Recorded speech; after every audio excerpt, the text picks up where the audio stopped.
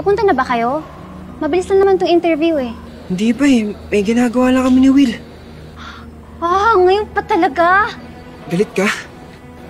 Ay, sorry. Hindi ikaw. Kasi may pimple yung face ko ngayon. Nag-shoot pa naman kami ng spills. Okay lang yan. Maganda ka pa rin kahit may pimple ka. Vince, mamaya na yan. Andyan na yung tao. Uy, ano bang ginagawa ninyo? Sige. Bye-bye. Ulo. Okay na, pre. Okay na. Boss, sandali lang. Ano yun? May tatanong lang ho sana kami tungkol dun sa perang inabot sa'yo. Hoy!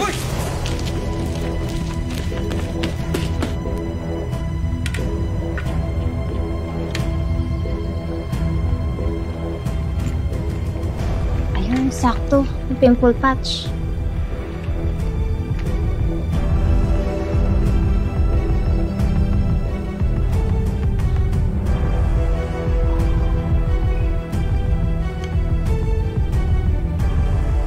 Sakto.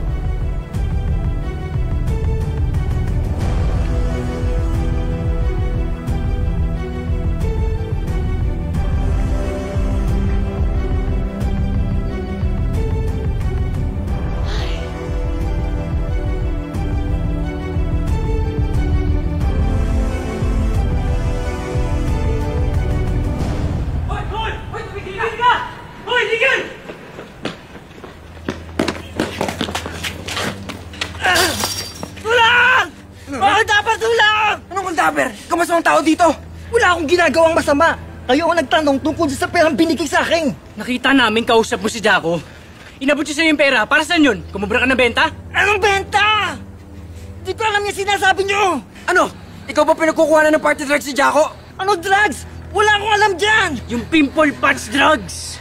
Konektado si Jaco dahil kapatid niya si Monty. Siya yung nahulihan na nagbebenta nun. Kilala ko si Monty. Pero wala akong kinalaman sa negosyo niya. Lalo si Jaco.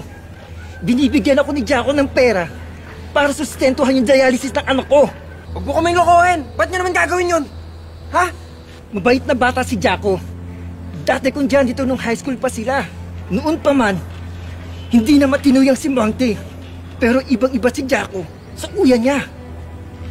Walang kinalaman si Jaco sa mga party drugs na yan.